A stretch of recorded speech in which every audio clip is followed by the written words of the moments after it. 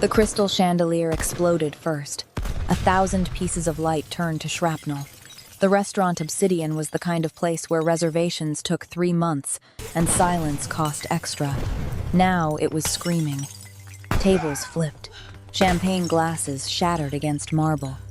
A waiter hit the floor so hard his tray skipped across the room like a stone on water. The window behind booth 4 turned to powder, and the night air rushed in, carrying gunfire with it. Everyone dropped. The couple at table 7 threw themselves under the tablecloth. The sommelier scrambled behind the bar.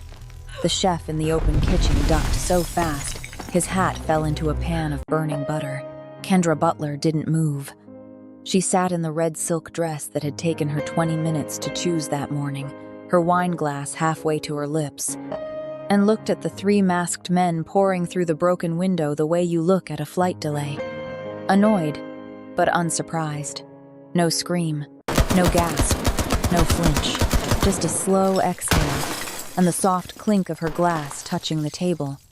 "You picked the wrong restaurant," she said, her voice so steady it cut through the chaos like a blade through silk. "And the wrong booth." Across from her, a man in a charcoal suit froze mid-movement. Bong Moon had been reaching for a weapon that wasn't there because men like him didn't bring guns to blind dates, and now his hand hovered in the air between them, caught in the physics of disbelief. He wasn't frozen because of the assassins crashing through the window. He wasn't frozen because of the automatic rifles or the black masks or the way the lead gunman was already swinging his weapon toward their table. He was frozen because he was looking at Kendra, at the way her shoulders hadn't climbed toward her ears, at the way her breathing stayed even while the rest of the room had stopped breathing entirely, at the way she sat in that blood-red dress like violence was weather, something that passed through and didn't stay. And then she reached for her wine glass again. Moon's brain, the same brain that had built an empire on reading danger and calculating threats and staying 3 moves ahead of every enemy in the city, couldn't process what he was seeing. This was supposed to be a normal date. Awkward small talk, nervous laughter, maybe a goodnight kiss if he played his cards right. He'd left his men in the parking garage. He'd unbuttoned his collar. He'd tried to be charming. The woman across from him lifted her wine, took a sip, and set it down with the calm precision of someone finishing a thought. That's when he saw it. The movement was slight, just the rotation of her wrist as she placed the glass on the white tablecloth. But the candlelight caught it, a flash of black ink against her glowing skin, geometric and unmistakable, a snowflake. Not decorative, not aesthetic, a mark, the mark. Moon's hand stopped reaching for the gun that wasn't there and started reaching for the edge of the table because the floor had just dropped out from under him.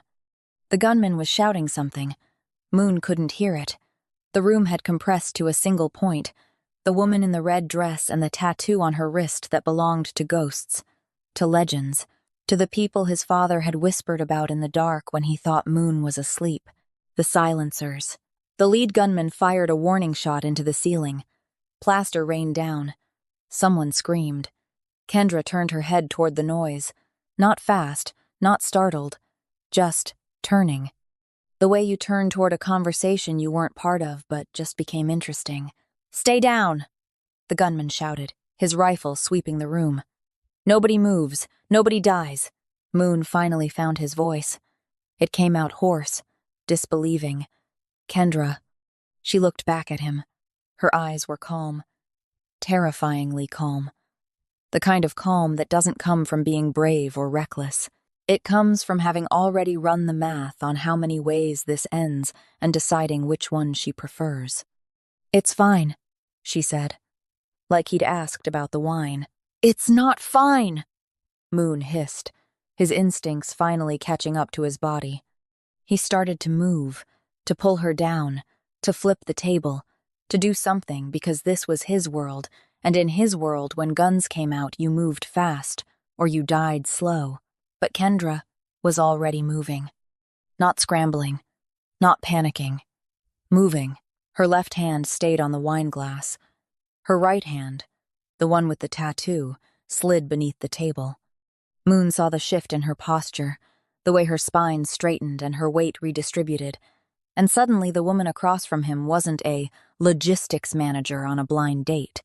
She was something else, something that had been sitting very still and was now deciding not to.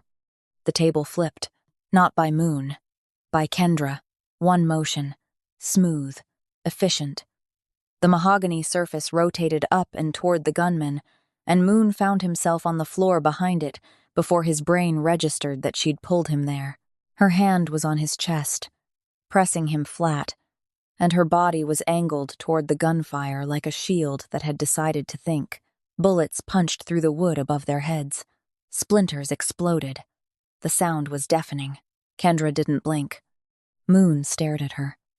At the woman who had spent the last 45 minutes laughing nervously at his jokes and asking safe questions about his import business and apologizing for being rusty at dating. That woman was gone. The woman crouched beside him now had the expression of someone running diagnostics. "Who are you?" Moon whispered. She didn't answer. She was counting. He could see it in her eyes, counting shots, counting footsteps, counting seconds. The gunfire stopped. Reload. Kendra moved again. She was up and over the table before Moon could process it, before he could grab her, before he could shout, "Don't." She moved like water, like gravity, like something that had been held back and finally released. Her red dress caught the candlelight as she closed the distance to the nearest gunman. Moon heard the impact, saw the rifle clatter to the floor, saw the man crumple. He didn't see how. By the time he pulled himself up, Kendra was back behind the table, breathing steady. Her dress was torn at the thigh, blood on her shoulder that didn't seem to bother her. She picked up her wine glass. It hadn't spilled. She took another sip. Moon stared. The two remaining gunmen were retreating, shouting into radios, scrambling back through the shattered window. Sirens wailed in the distance. The other patrons were still on the floor, sobbing, praying, calling loved ones, and Kendra Butler sat in the ruins of their date, in her blood-red dress, and looked at him with eyes that had seen this before. Moon's voice came out barely above a whisper. "I know that, Mark." Kendra's expression didn't change, but something behind her eyes shifted. A door closing, a lock turning. "No," she said quietly. "You don't." But he did.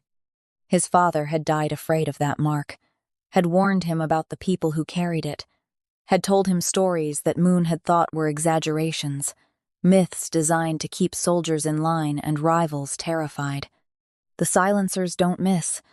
The silencers don't stop. And if you see the snowflake, you're already dead. Moon looked at the woman across from him, at the tattoo on her wrist, at the calm in her eyes. "Who?" he said slowly, his voice shaking for the first time in a decade. "Are you really?" Kendra set down her glass, folded her hands, looked at him the way she'd looked at the gunman. Steady, certain, final. "I'm the woman who showed up for a blind date," she said. "And I really hoped it wouldn't go like this." Outside, the sirens were getting closer. Inside, the chef was crying. The sommelier was on the phone with the police. The couple from table 7 was still under the tablecloth. Moon couldn't look away from her. "We need to leave," Kendra said. "Not a suggestion, a fact." "Why?" "Because in about 90 seconds, this place will be crawling with cops. And in about 3 minutes, whoever sent those men will send more." She stood, smoothed her dress. "And I don't think you want to explain to the police why the head of the Geodal syndicate was having dinner in a 5-star restaurant when it got shot up." Moon's blood went cold. She knew who he was. Kendra extended her hand. "So, do you want to stay here and die answering questions? Or do you want to leave with me and stay alive long enough to ask your own?" Moon looked at her hand, at the snowflake on her wrist, at the woman who had just dismantled a professional hit squad in heels and a cocktail dress without breaking a sweat. He took her hand. They ran. Subscribe to see how this unfolds and comment where you're watching from. I will love to say hello to you just to know how far our story is going. Kendra Butler stood in front of her bathroom mirror at 6:47 p.m. and practiced lying. "I work in logistics," she said to her reflection. Her voice sounded hollow. She tried again, softer this time, with a smile that didn't reach her eyes. "Supply chain management, mostly. It's boring, honestly. What about you?" The woman in the mirror looked unconvinced. She'd been out of the game for 3 years, 2 months, and 16 days. Long enough that her hands had stopped reaching for weapons that weren't there. Long enough that she could sleep through the night without waking up calculating exit routes. Long enough that when her friend Sarah had suggested a blind date, Kendra had said yes instead of no, instead of the truth, which was that people like her didn't get to have normal things like dates and relationships and Sunday brunch. People like her got to have secrets and scars and the kind of silence that filled a room. But Sarah didn't know that. Sarah knew Kendra as the quiet woman in 4B who worked from home and kept to herself and had never, not once, brought anyone back to her apartment. Sarah thought Kendra was lonely. Sarah was right, but not for the reasons she imagined. So Kendra had said yes, and now she was standing in a red silk dress she'd bought specifically because it made her feel like someone else, someone soft and uncomplicated. And she was rehearsing lines like an actress preparing for a role she'd never auditioned for. "I like hiking," she told the mirror. That was true. She did like hiking. Hiking was good for maintaining cardiovascular endurance and situational awareness. She didn't mention that part. Her phone buzzed. "Sarah. He's gorgeous. Like, stupid gorgeous. And successful. You're going to love him. Have fun. Be yourself." Kendra looked at the tattoo on her wrist. The geometric snowflake. She'd tried to have it removed once 4 years ago. The artist had taken one look at the ink and the way it was embedded in the scar tissue beneath, and told her it would take multiple sessions and leave worse scarring. So she'd learned to hide it instead. Long sleeves, bracelets, careful angles. Tonight she wore neither. Tonight she told herself it was just a tattoo. People got tattoos. Normal people. People who worked in logistics and liked hiking and went on blind dates. She grabbed her clutch, checked the contents out of habit keys, phone, credit card, lipstick, and the small, folding knife she told herself she didn't need, but couldn't leave behind, and walked out the door. "Be yourself," Sarah had said. Kendra hadn't been herself in 7 years. Across the city, Bong Moon was having a similar conversation, except his was with 3 armed men in a parking garage. "I don't need you inside," Moon said for the 3rd time. His head of security, a man named Chen who had the build of a tank and the personality of a watchdog, looked physically pained. "Sir, with respect, that's not protocol. Protocol is what I say it is." Moon adjusted his tie in the side mirror of the black Mercedes. The knot was perfect. His suit was perfect. His hair was perfect. Everything about Bong Moon's appearance was designed to project control, power, wealth. Everything except the fact that he was about to walk into a restaurant alone, unarmed, to have dinner with a woman whose last name he didn't know. "If something happens," Chen started. "Nothing is going to happen," Moon interrupted. "It's a date. At a public restaurant, with a woman who works in logistics." He said the last part like he was trying to convince himself. "I'm allowed to have one night where I'm not looking over my shoulder." Chen didn't look convinced. Moon didn't blame him. In their world, letting your guard down was how you ended up in the kind of conversation that ended with shallow graves and closed caskets. But Moon was tired. Tired of the paranoia. Tired of the performance. Tired of being Bong Moon, the head of Geodal, the man whose name made other men nervous. He wanted, just for a few hours, to be the person he might have been if his father hadn't died and left him an empire built on fear and blood. He wanted to be someone who went on dates. "Stay in the garage," Moon said. It wasn't a request. "If I need you, I'll call." Chen's jaw tightened, but he nodded. Moon's men knew better than to argue once the decision was made. Moon walked into Obsidian at 7:28 p.m. The restaurant was everything the reviews promised. dim lighting, excessive candles, the kind of hushed atmosphere where even the silverware seemed expensive. The matron led him to booth 4, tucked in the corner with a view of the city lights through floor-to-ceiling windows. She was already there. Moon saw her and forgot, for just a second, how to be the man who never showed surprise. She was beautiful, not in the polished, deliberate way of the women who usually orbited his world, the ones who knew exactly who he was and what he could offer. This was different, natural. She wore a red dress that looked like it cost less than his watch, but somehow made the rest of the room look cheap. Her hair was pulled back, loose curls framing a face that was watching him with the kind of nervous smile people wore when they were trying very hard to make a good first impression. "Kendra?" Moon said, because he'd practiced that too, practiced sounding casual and warm instead of calculating. "Bong?" She stood, and he noticed she was tall, nearly his height in heels. Her handshake was firm, professional, the kind of handshake that lasted exactly 3 seconds and communicated confidence without aggression. He'd shaken hands with warlords who couldn't manage that. They sat.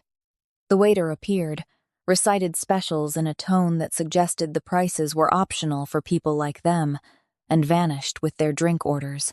Silence stretched between them. Kendra broke it first. "Sarah told me you're an import-export?" "She told me you work in logistics," Moon replied. They looked at each other. Both smiled. Both knew the other was lying about something, even if neither knew what. "So," Kendra said, folding her hands on the table. Moon noticed she kept her right wrist angled away, toward her body.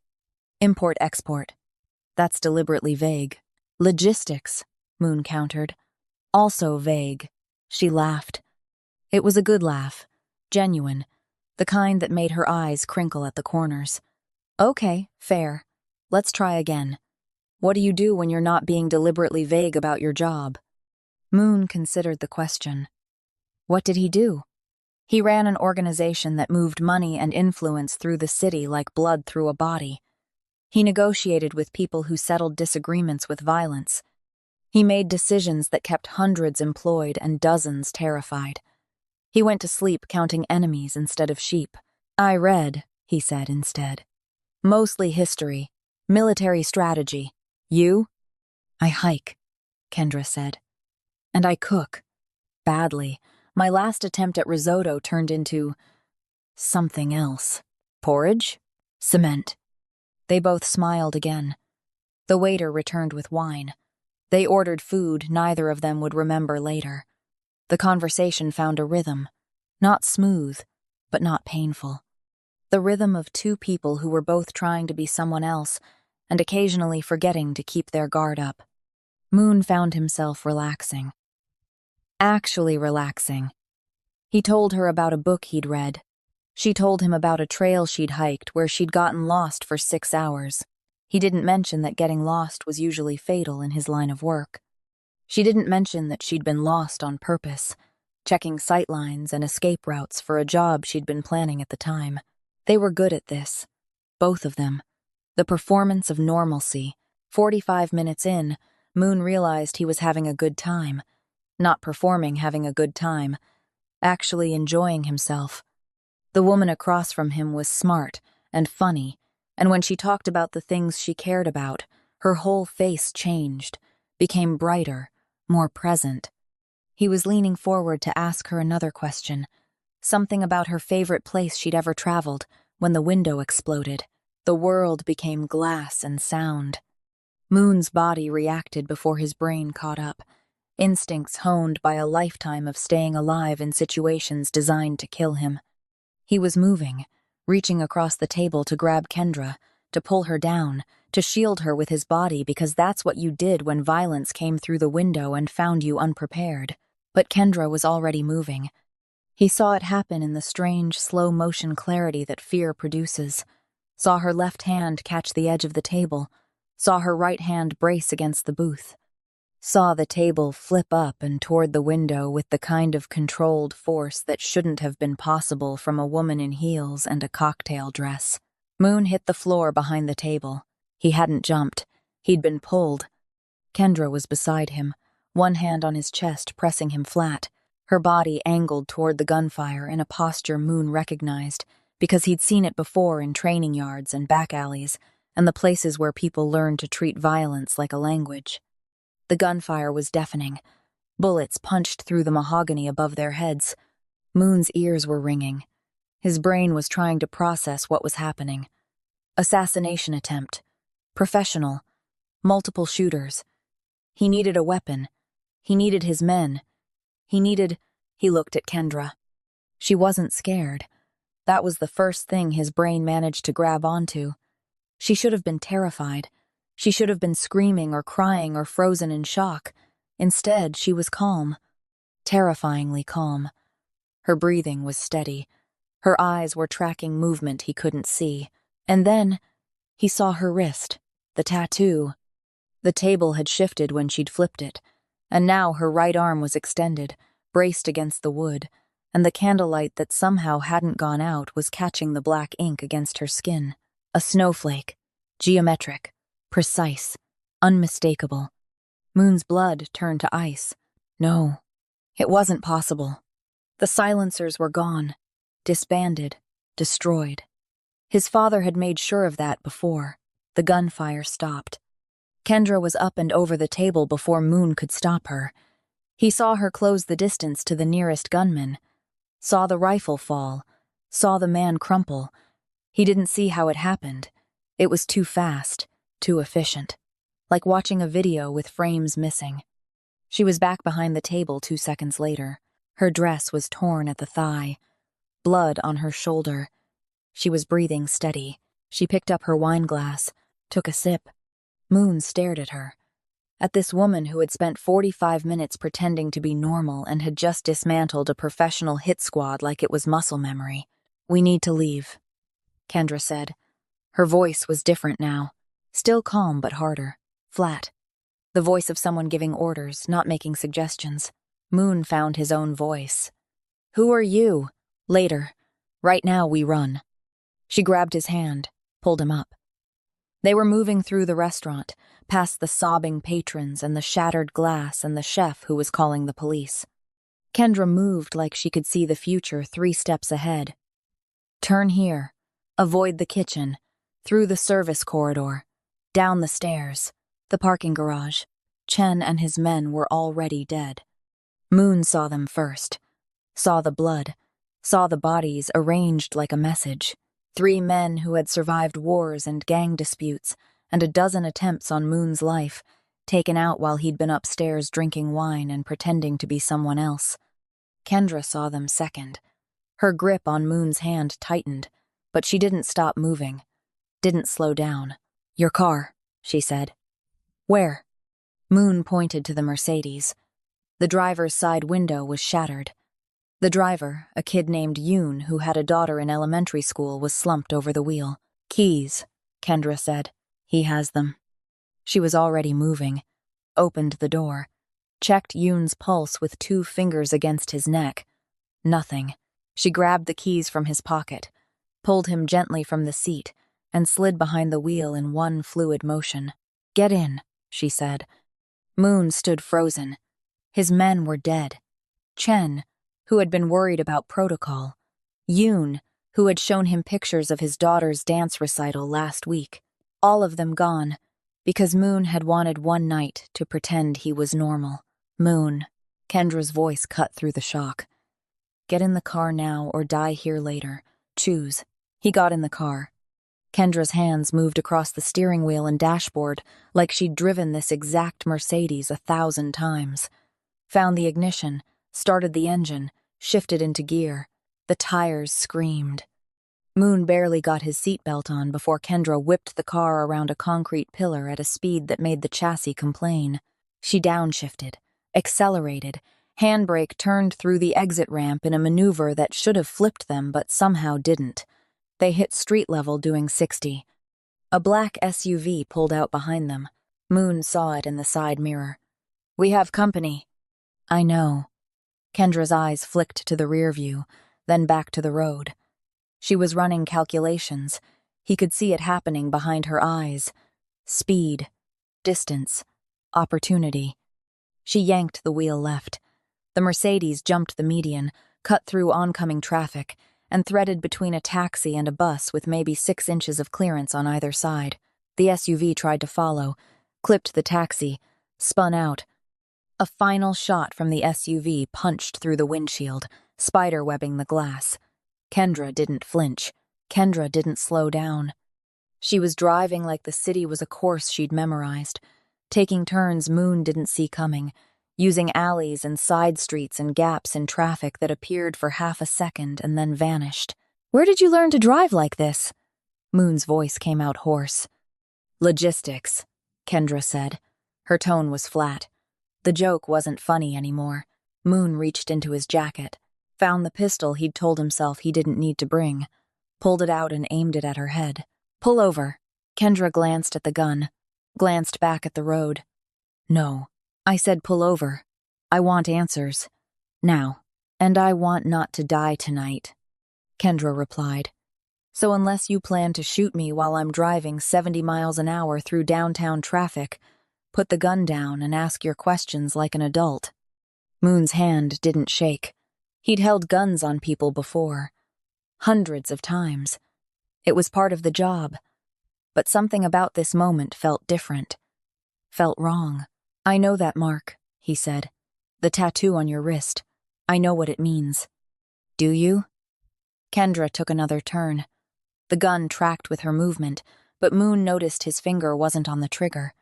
Noticed he hadn't actually committed to the threat. "My father told me about the silencers before he died," Moon said. "Told me they were ghosts. Told me to fear that symbol more than anything else in the world. Told me..." Kendra's right hand came off the wheel. Moon didn't see the movement, didn't process it. 1 second he was holding a gun on her. The next second the gun was in her hand, the magazine was ejected, the round was cleared from the chamber, and all of it was happening while she kept her eyes on the road and her left hand steady on the wheel. She handed the empty pistol back to him. "I'm going to say this once," Kendra said. Her voice was quiet, dangerous. "I am trying very hard not to be the person I used to be. I came to that restaurant tonight because I wanted to have a normal date with a normal man and pretend, just for a few hours, that I was someone who got to have nice things. And now people are dead and we're being hunted and you're pointing guns at me like I'm the threat." She took a breath. "So here's what's going to happen.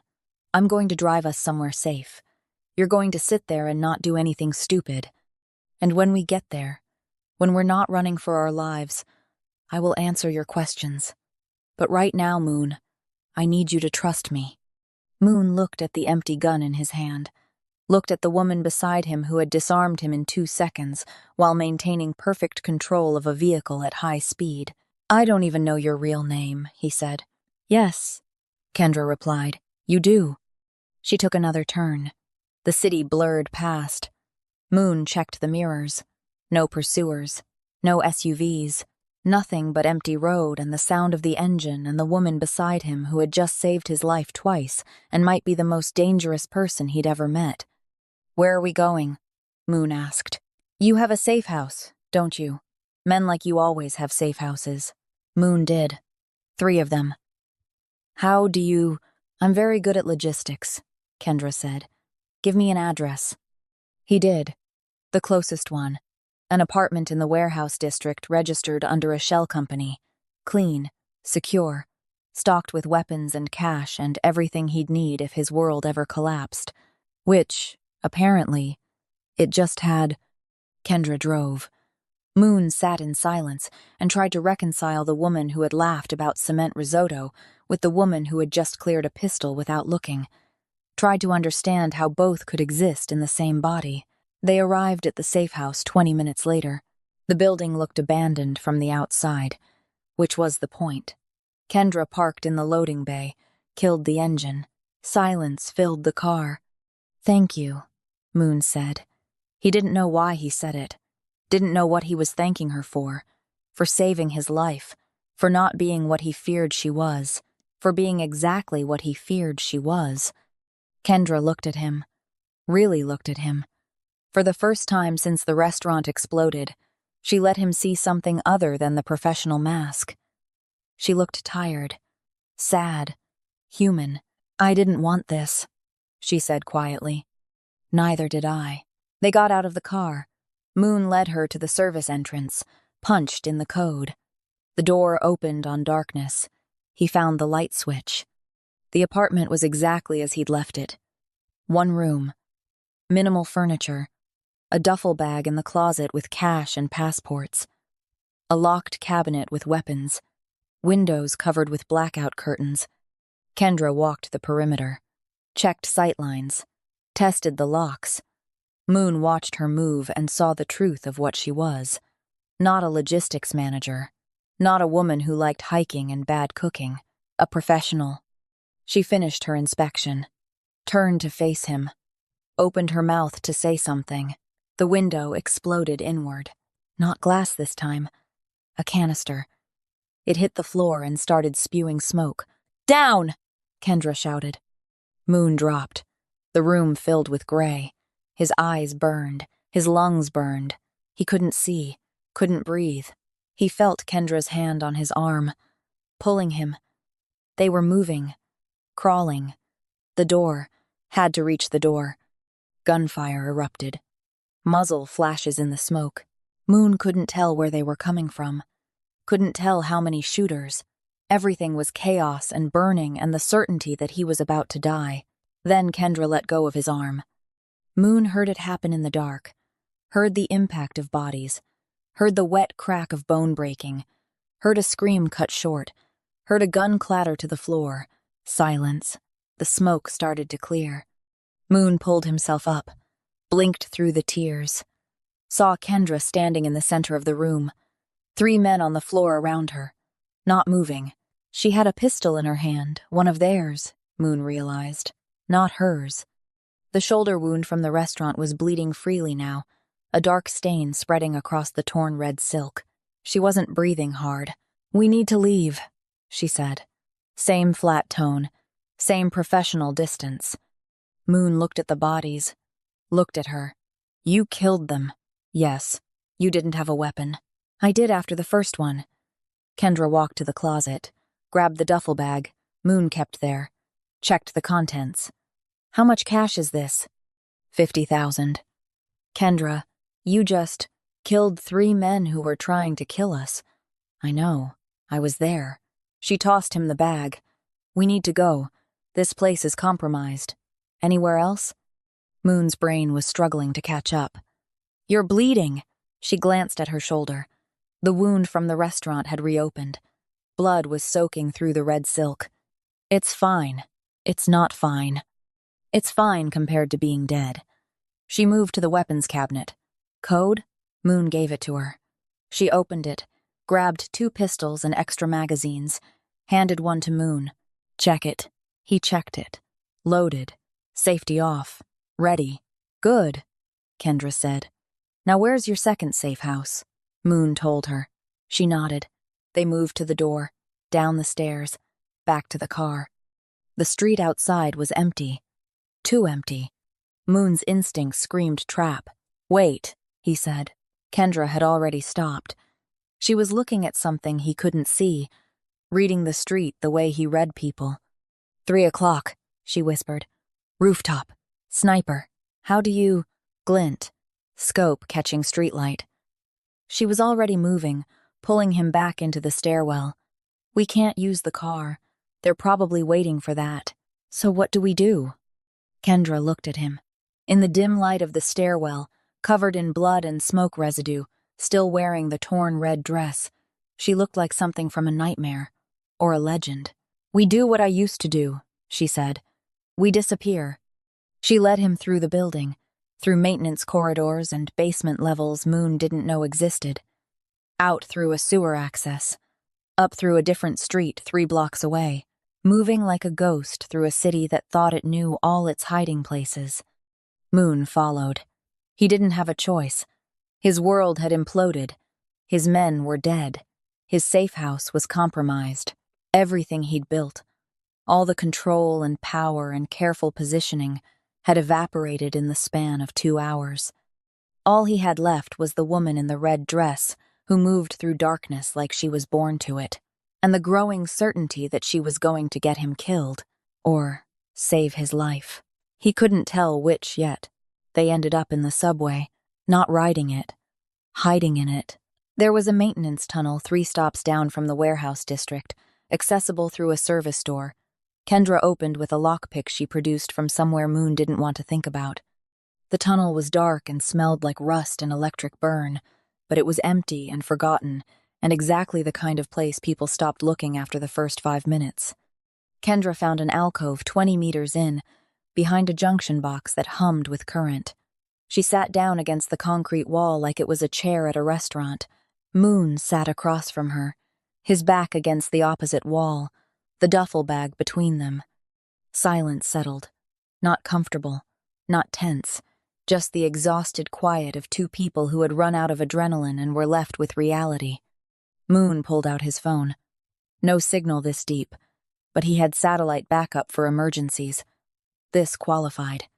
He sent encrypted messages to his remaining network, called in favors, asked questions, waited for answers that came back in fragments over the next 40 minutes. Kendra watched him work. Didn't interrupt, didn't ask. Just sat there in her ruined red dress, blood drying on her shoulder, looking like she could sit there forever if she needed to. The answers came. Moon read them twice to make sure he understood. Then he looked up at Kendra. "It wasn't for me," he said. "What wasn't?" "The hit, the restaurant, the safe house, all of it." He turned the phone so she could see the screen. "I have sources in the mercenary networks. People who owe me information. I just asked who ordered the contract tonight." Kendra's expression didn't change, but something behind her eyes went very still. "They're not after Geodal," Moon continued. "They're not after me. The contract is for someone called Ghost 7. Does that mean anything to you?" Silence.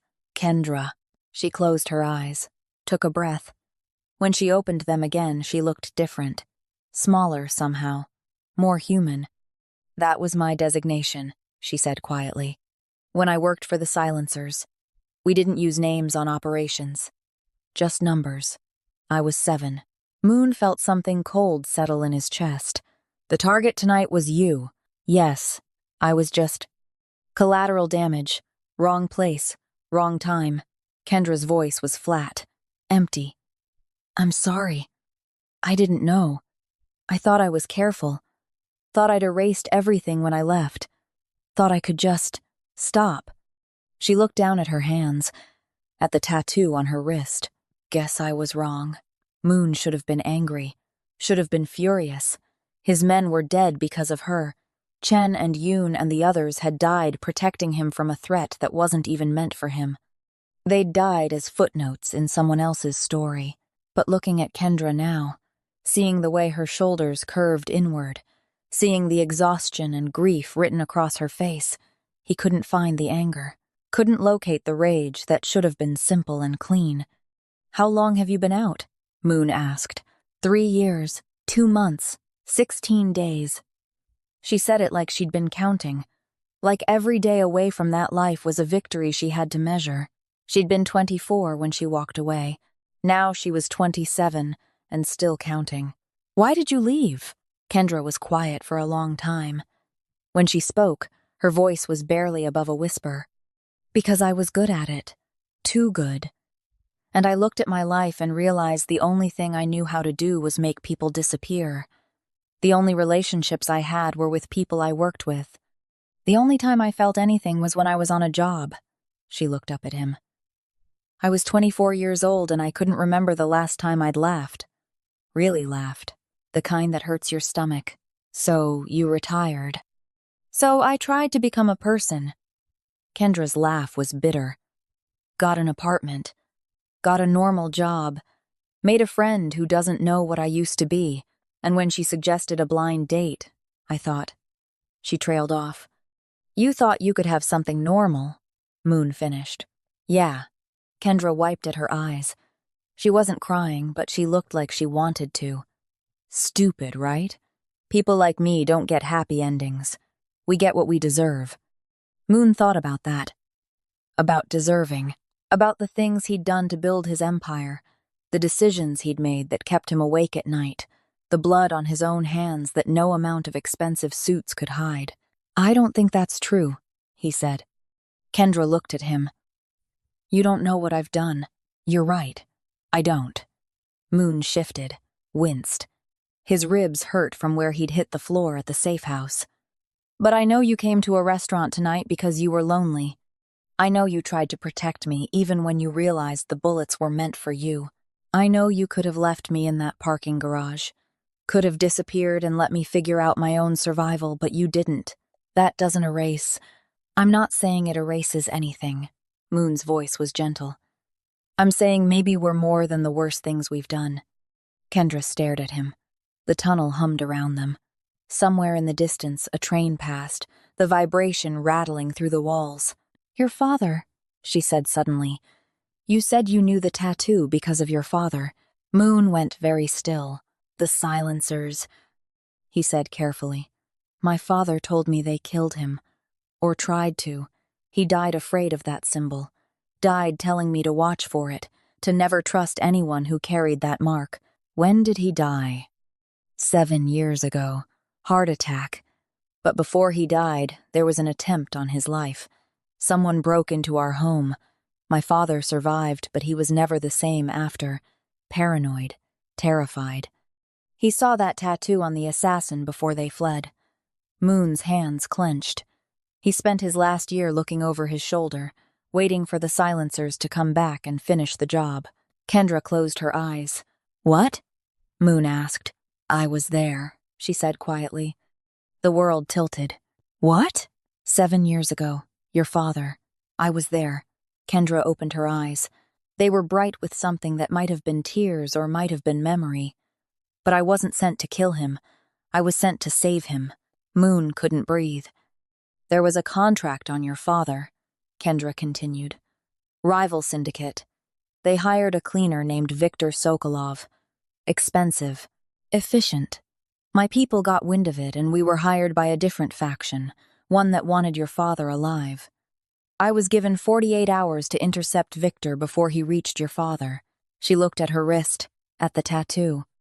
"I failed.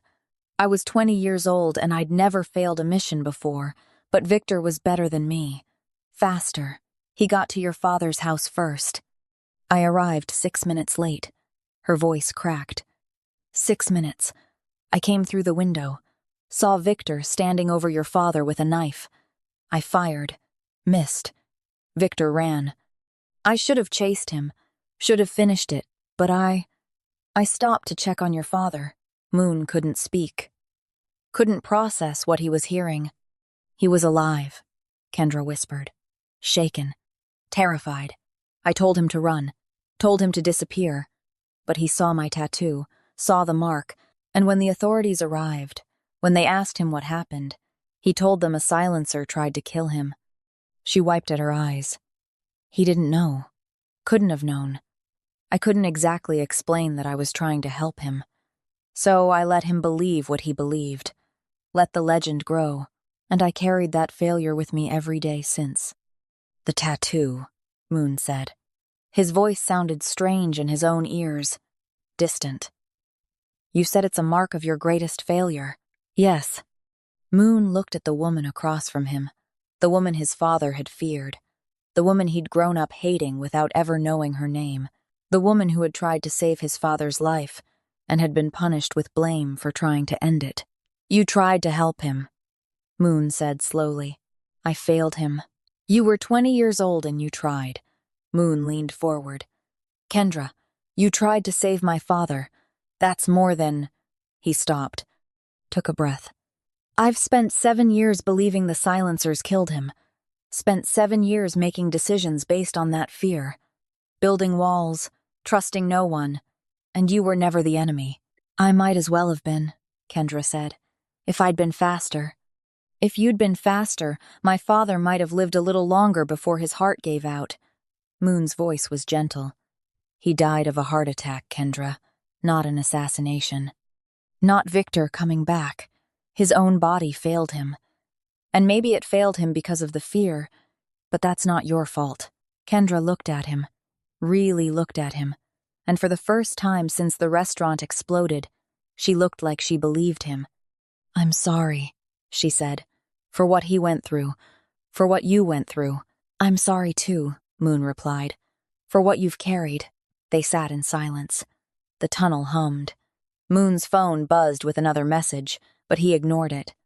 Right now, in this moment, there was nothing more important than the woman sitting across from him who had tried to save his father and had spent 7 years punishing herself for failing. Kendra shifted, winced. Her shoulder was still bleeding.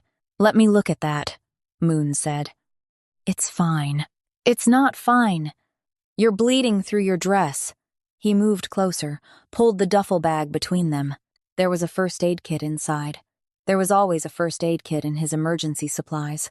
Kendra let him work, let him clean the wound with antiseptic that made her hiss through her teeth but not pull away, let him apply pressure to stop the bleeding, let him bandage it with the careful precision of someone who had done this before, had patched up wounded men in situations where hospitals weren't an option. "You're good at this," Kendra said. "I've had practice." Moon secured the bandage. "That should hold. But you need actual medical attention. Later." Kendra was looking at him now, her face inches from his. "Moon, I need to tell you something." "What?" "I came out of hiding for that date because I was lonely," she said. "But that's not the whole truth. I came because I was tired of being afraid, tired of running from who I used to be, tired of living half a life." She took a breath, and then the restaurant happened and I thought, this is it. This is the universe telling me I don't get to have normal things. I don't get to have connection. "Kendra." "But you're still here," she continued. "You've seen what I am. You know what I've done.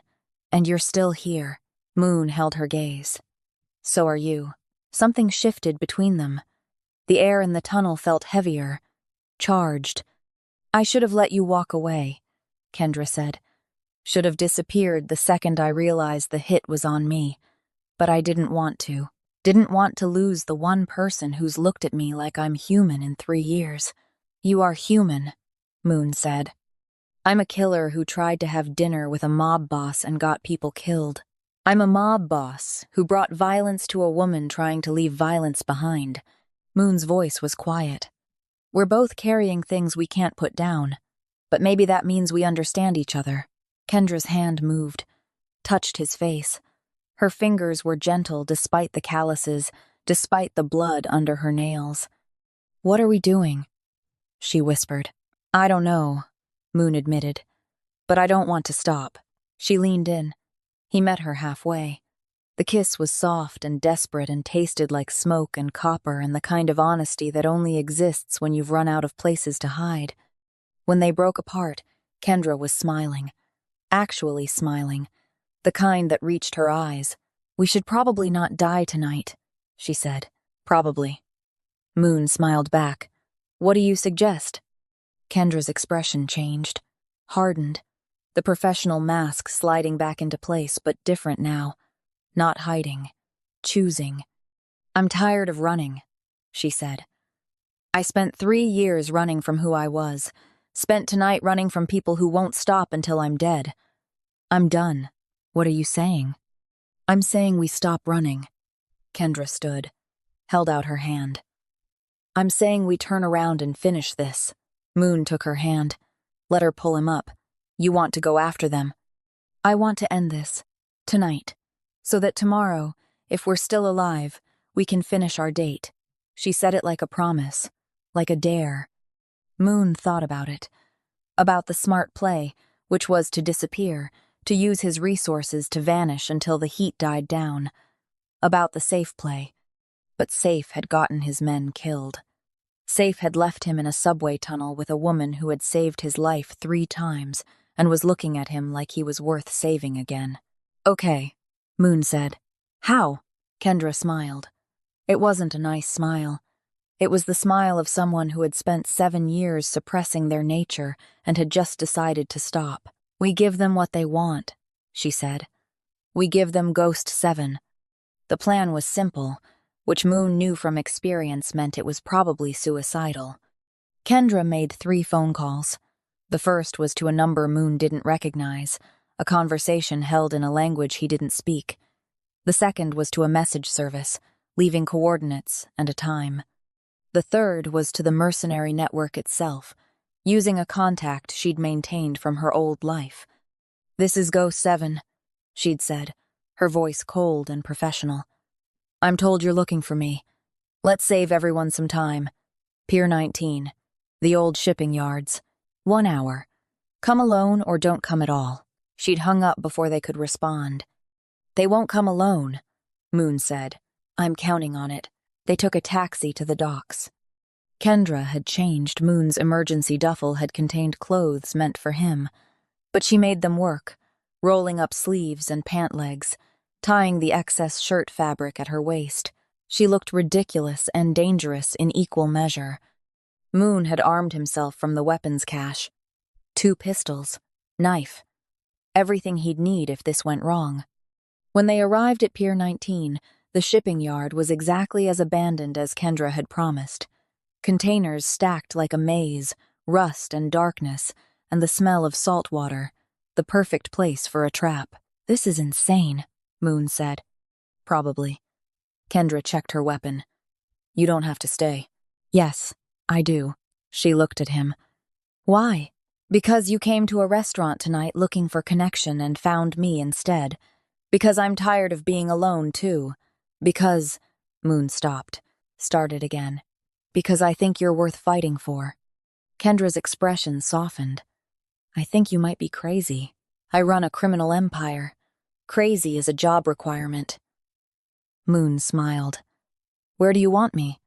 She told him, positioned him in a container with sightlines on the approach, gave him explicit instructions to stay hidden unless everything went wrong.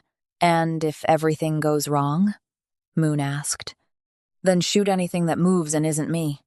Kendra checked her watch. "They'll be here in 10 minutes. Get in position." Moon moved to the container, found his spot, watched Kendra walk into the center of the shipping yard, standing under a floodlight like she was waiting for a bus, not an execution squad. She looked small from this distance, alone, but Moon had seen what she could do, had watched her move through violence like it was choreography she'd memorized. The mercenaries arrived in 3 vehicles. Moon counted them as they emerged. 12 men. Professional gear. Military precision. They spread out, surrounding Kendra's position. She didn't move, didn't flinch. The leader stepped forward. Moon couldn't hear what he said, but he saw Kendra's response, saw her shake her head, saw the leader raise his weapon. That's when Kendra moved. She was fast, faster than Moon remembered. She closed the distance to the nearest mercenary before he could track her, disarmed him, used his body as a shield against the gunfire that erupted from all sides. Then she was gone, vanished into the container maze like smoke. The mercenaries pursued. Moon watched them move, watched their discipline, their training. They were good, but Kendra was better. Moon saw her twice, once as a shadow on a container roof, moving silent and lethal, once as a shape in the darkness between stacks, and both times men fell without making a sound. He counted 2 down before she vanished again, then a third. But 12 was too many, even for her. Moon saw it happening, saw the net closing, saw Kendra getting cornered near the water's edge. He left his position, came up behind the nearest mercenary, put a bullet in his leg. The man went down screaming. The others turned.